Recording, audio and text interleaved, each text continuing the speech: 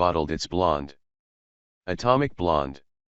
The $30 million plus graphic novel film adaptation starring Charlize Theron as a kick-ass super spy. Bows this weekend from Focus Features and SierraAffinity and is expected to bring in somewhere around $20 million in its opening weekend. That would be a good start for the film if word of mouth is strong, and it has received generally favorable reviews.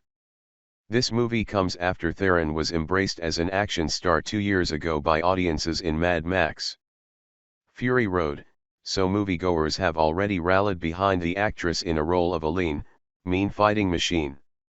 If Atomic Blonde opens above $22.69 million, it will become Focus Features' biggest opener of all time, surpassing Insidious Chapter 3, which opened 2 years ago in June. Will it happen? We will have a decent idea in the next 48 hours. This picture's trajectory will largely be due to Theron, stuntman turned director David Leitch, and SierraAffinity, which optioned the graphic novel by Anthony Johnston and illustrator Sam Hart, developed the property with screenwriter Kirk Johnstad, and began packaging it. The production/finance and international sales company was founded in 2009 by Nick Meyer and Mark Schaberg, who in 2011 packed with Gigi Pritzker and Michelle Litvak's Affinity International, the sales company created by Bold Films and Odd Lot Entertainment. It got a boost at the beginning of last year when E1 made an equity investment into the company to help with its slate, which included Atomic Blonde. Atomic Blonde marks the highest profile film to ever be fully funded and produced by Sierra/Affinity. Sure, they did sales for the greats Manchester by the Sea, Hell or High Water, Nightcrawler and Whiplash in the past, but none were homegrown.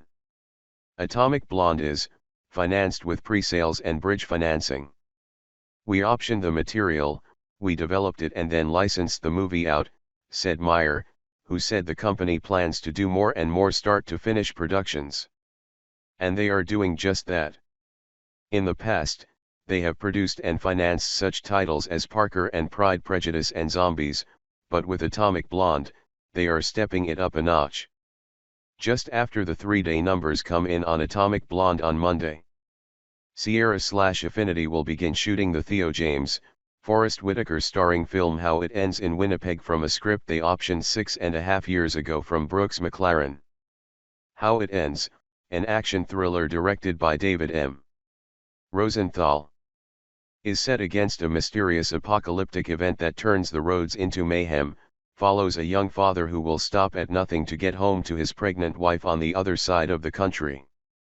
It is also being produced by Paul Schiff Prods, which developed it with them. But right now, all attention is on the launch of Atomic Blonde. This is such a great female empowerment story, said Meyer. Leitch, who co-directed John Wick and is directing Deadpool 2, wanted to find an actress who get knocked down and kept on coming, like a female Terminator. They found that actress in Theron, who had also been looking for something specifically in the genre.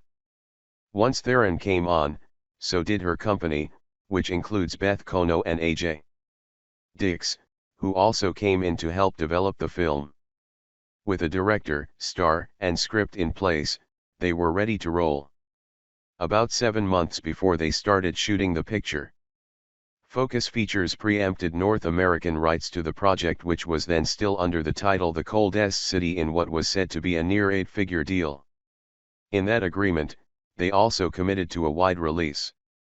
In fact, Atomic Blonde was one of the hotter projects going into Cannes in 2015. WME Global brokered the deal in advance of the International Film Festival that year, and the film then began shooting in Germany, where Theron actually did most of her own stunts and got hurt doing S.O. Theron cracked 2 teeth during the filming while fighting and told audiences at Cinemacon that she was heading into her 4th root canal. She also took a punch to the face.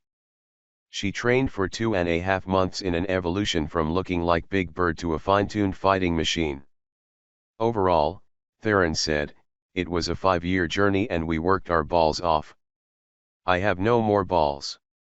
I'm a full girl now.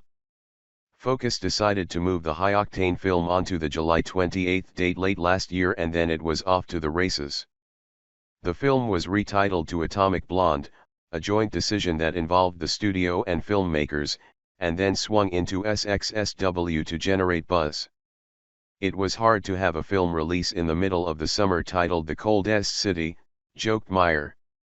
It premiered in Austin, bringing in the star power to the otherwise sleepy festival with Theron, Leach, and CO star James McAvoy. Toby Jones, John Goodman, Eddie Marsan, and Sophia Boutella also star in the film. Then it was off to Comic-Con, where they revealed the lengthy fight scene to enthusiastic exhibitors. Of course, by this time, they were enjoying the full effects of Universal Pictures' finely tuned marketing team. Besides the promotional tour, Theron is also doing her all and talking/sharing with her 10.2 million fans/followers. According to Relish Mix, who notes that outside of her the other stars are not very social with the exception of Boutella, who is also promoting Atomic Blonde on social media. Even still, overall the film has a good social media universe of 67.6 million, with the conversation circulating about female empowerment, so this is John Wick with a woman. Only complaints are the oversaturation of ads before videos on YouTube. Trailers set against the music of Orgy's Blue Monday and Depeche Mode's Personal Jesus set the mood for the film's kind of hip violence, if there can ever be such a thing, but that's what it did. They also weren't shy about lesbian love scenes between Theron and Boutella. The film has also been screened heavily throughout the summer. The thinking is, if you have the goods, then why not flaunt it? Universal Pictures is shouldering P&A. SierraAffinity made its own deals with distributors in Russia, the Philippines, Taiwan, Israel, Sweden, Vietnam, and Singapore, which will open date with the domestic release. Universal will begin its rollout internationally in key markets on August 3. Theron, Kono, and AJ Dix, Denver, and Delilah Prods 0, Kelly McCormick, 8711 Action Design, and Ari Gitter and Peter Schwerin, closed on Mondays and, are all producers. Atomic Blonde releases into 3,300 theaters this weekend domestically and another 3,000 plus screens internationally. "It's a special feeling have the movie on over 6,000 screens worldwide," said Meyer. "Everyone involved in the movie has done an amazing job. Atomic Blonde feels like it's a really special movie. This is the A-end version of what we do and we're going to continue to do."